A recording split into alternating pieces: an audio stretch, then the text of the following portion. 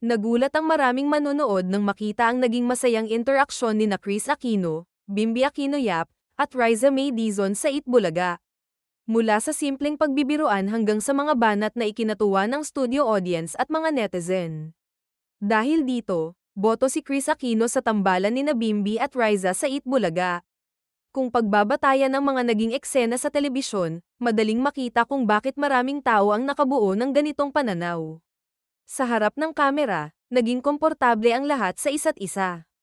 Ang mga biro ay tila natural, walang pilit, at nagbigay ng impresyon na masaya si Kris habang pinapanood ang dalawa.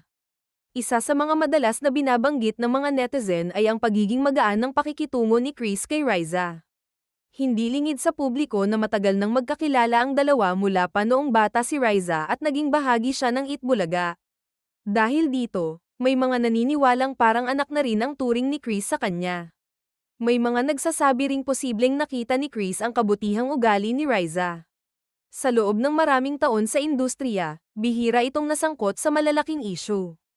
Kilala rin siya bilang masipag, magalang, at malapit sa kanyang pamilya. Para sa ilang tagahanga, maaaring ito ang isa sa mga dahilan kung bakit tila komportable si Kris sa kanyang presensya. May isa pang pananaw ang ilang netizens. Ayon sa kanila, maaaring natutuwa lamang si Kris sa saya at positibong enerhiya na naibibigay ng tambalan ni na Bimby at Riza.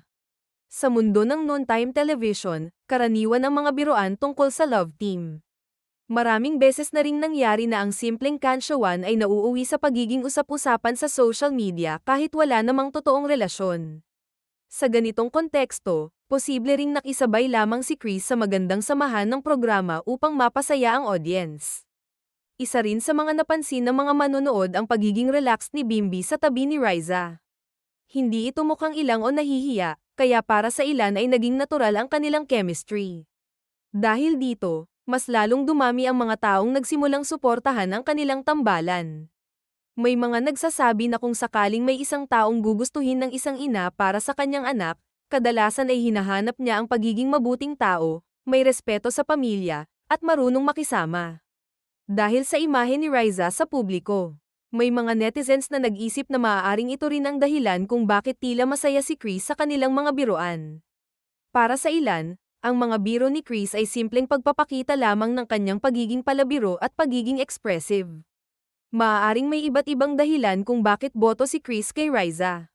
Maaaring dahil sa magandang asal nito. Maaaring dahil sa matagal na nilang pagkakakilala. Maaaring dahil sa natural na chemistry nila ni Bimby. Ang tanging tiyak ay naging matagumpay ang kanilang mga eksena sa paglikha ng saya, kilig, at positibong usapan sa social media, isang patunay kung gaano kalaki ang epekto ng isang simpleng biruan kapag pinagsama ang mga personalidad na matagal nang minamahal ng mga Pilipino.